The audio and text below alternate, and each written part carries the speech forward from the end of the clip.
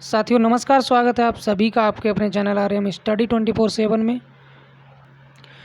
तो जैसा कि कल बताया गया था कि यूरोपियों का आगमन स्टार्टिंग से शुरू होगा हमारा आधुनिक भारत का इतिहास।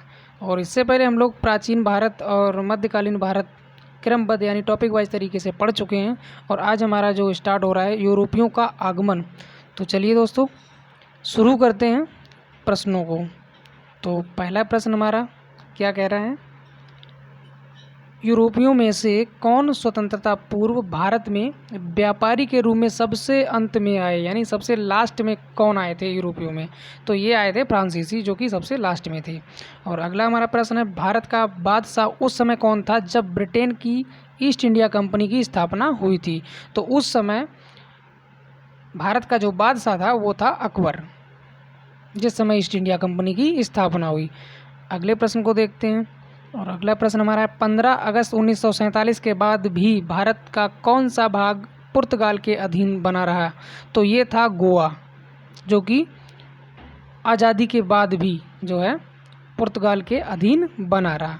और अगला प्रश्न है, लंदन में ब्रिटिश ईस्ट इंडिया कंपनी के गठन के समय भारत में कौन बादशाह था? तो देखिए फिर से रिपीट प्रश्न है, तो इसका आंसर हो जाएगा अकबर। अगला प्रश्न क्या है, भारत में फ्रांसीसियों ने अपना सबसे पहला कारखाना कहाँ लगाया? तो ये लगाया सूरत में।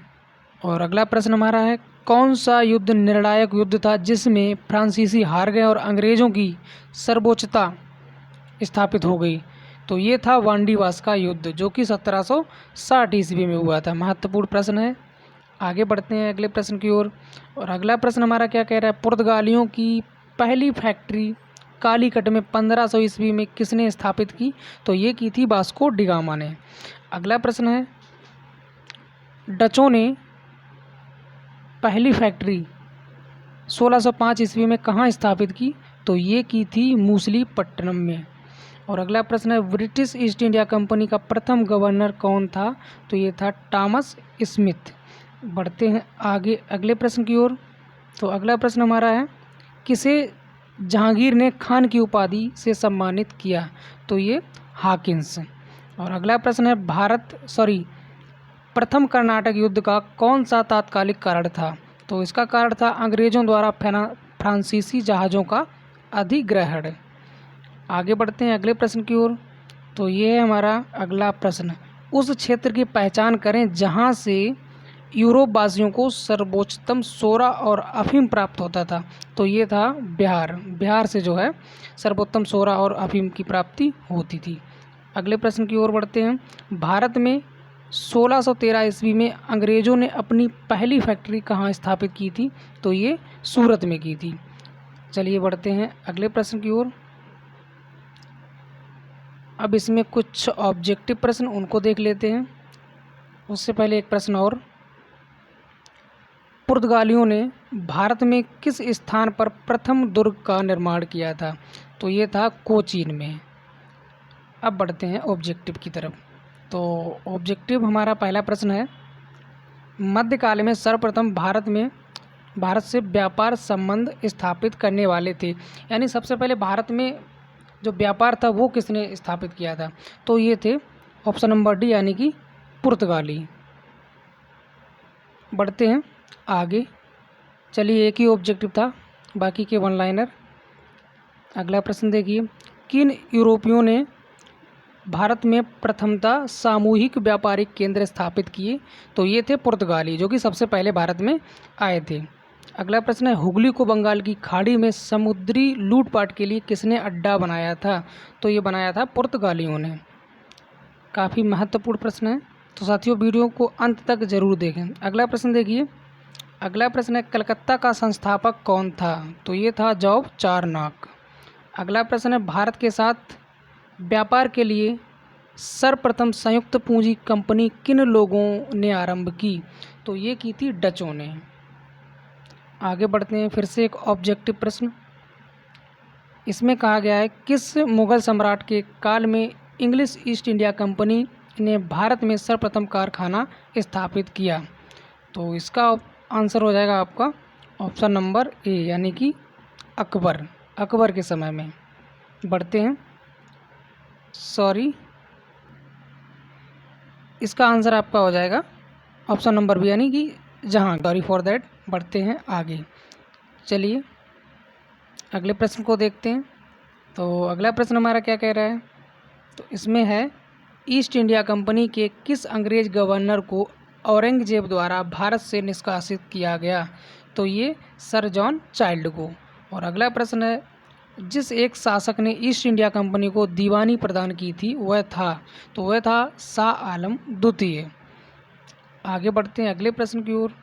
तो ये है हमारा अगला प्रश्न, बंगाल की फैक्ट्रियों में से एक जो पुर्तगालियों द्वारा स्थापित की गई थी वो थी हुगली। और आज का अगला प्रश्न है एक द्वीप पर निर्मित भारत का बड़ा नगर, तो ये है मुंबई नगर। चलिए फिर से आगे बढ़ते हैं अगले प्रश्न की ओर। देखिए महत्वपूर्ण प्रश्न, इसमें कहा गया है 18वीं सदी में लड़े गए युद्धों का सही कालानुक्रम कौन सा है। तो चलिए कौन सा क्या वन लाइनर है, तो सीधा सीधा आंसर पे ही चलते हैं। और आंसर है हमारा, पहले हुआ था अंबर युद्ध, इसके बाद प्लासी का, इसके बाद बांडीवास युद्ध और सबसे बाद में हुआ बक्सर का युद्ध। अब बढ़ते हैं आगे। पुर्तगालियों ने 1499 ईस्वी में गोवा पर कब्जा किया था। भारत में यूरोपीय शक्तियों के प्रवेश के संदर्भ में उक्त कथन सही है या नहीं, तो ये कथन गलत है। आगे बढ़ते हैं अगले प्रश्न की ओर। भारत तक समुद्री मार्ग की खोज की गई थी, तो सबसे पहले पुर्तगालियों के द्वारा जो है समुद्री मार्ग की खोज की गई थी। अगला प्रश्न क्या कह रहा है, ब्रिटिशों ने भारत में सूरत में अपनी पहली फैक्ट्री स्थापित करने की अनुमति किससे प्राप्त की थी, तो जहांगीर से। और अगला प्रश्न है भारत के समुद्री मार्ग की खोज किसने की थी, तो वास्को डी गामा ने, जो कि पुर्तगाल का निवासी था। और अगला महत्वपूर्ण प्रश्न है तृतीय कर्नाटक युद्ध की समाप्ति किस संधि से हुई थी, तो इसकी समाप्ति हुई थी पेरिस की संधि से। और आज का अगला प्रश्न देखिए, इसमें कहा गया है 1498 ईस्वी में वास्को डी गामा कालीकट में उतरा तो किसने उसका स्वागत किया, तो उसका स्वागत किया था राजा जमोरिन ने। आगे बढ़ते हैं अगले प्रश्न की ओर। पुर्तगालियों ने भारत में सर्वप्रथम फैक्ट्री कहाँ स्थापित की, तो ये कालीकट। अगले प्रश्न की ओर बढ़ते हैं। 1717 ईस्वी में कौन से मुगल सम्राट ने अंग्रेजों की ईस्ट इंडिया कंपनी को भारत में व्यापार पर विशेषाधिकार प्रदान करने का फरमान जारी किया, तो ये था फर्रुखसियर।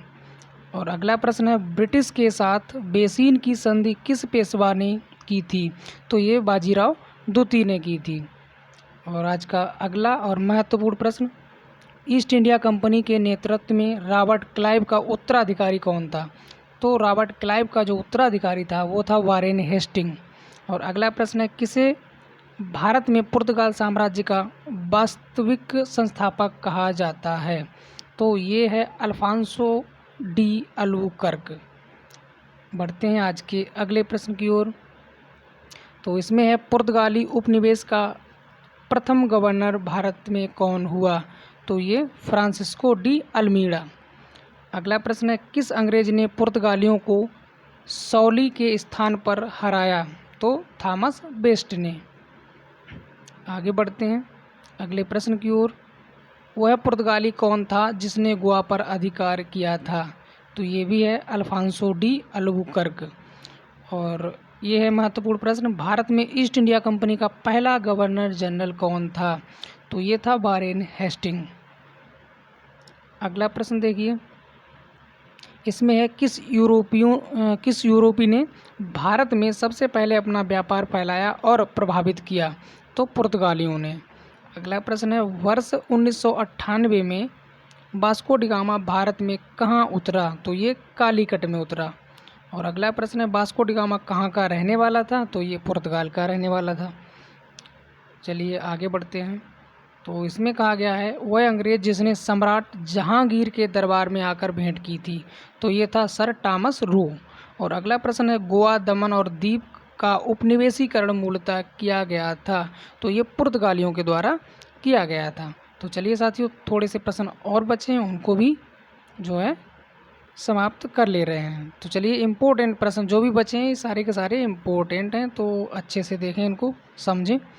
तो अगला प्रश्न क्या कह रहा है, अल्बुकर्क ने गोवा को 1510 ईस्वी में किससे छीना था? तो ये छीना था बीजापुर के सुल्तान से। और ये जो नीचे के 4 प्रश्न हैं ये बहुत ज़्यादा महत्वपूर्ण हैं। तो सबसे पहले देखिए, पुर्तगाली ईस्ट इंडिया कंपनी कब स्थापित हुई थी?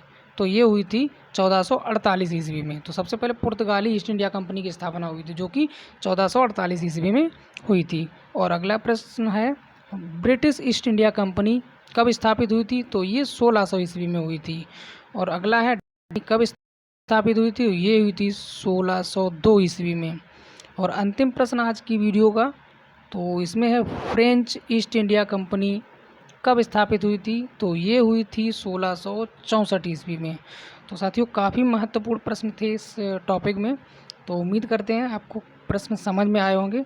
तो चलिए, कल का हमारा टॉपिक रहेगा सामाजिक धार्मिक आंदोलन। तो चलिए वीडियो को अंत तक ज़रूर देखें। जो भी साथी चैनल पर नए हैं चैनल को सब्सक्राइब करें। और मिलते हैं फिर कल अगले वीडियो में अगले टॉपिक के साथ। तब तक के लिए दीजिए इजाज़त। नमस्कार, जय हिंद, जय भारत।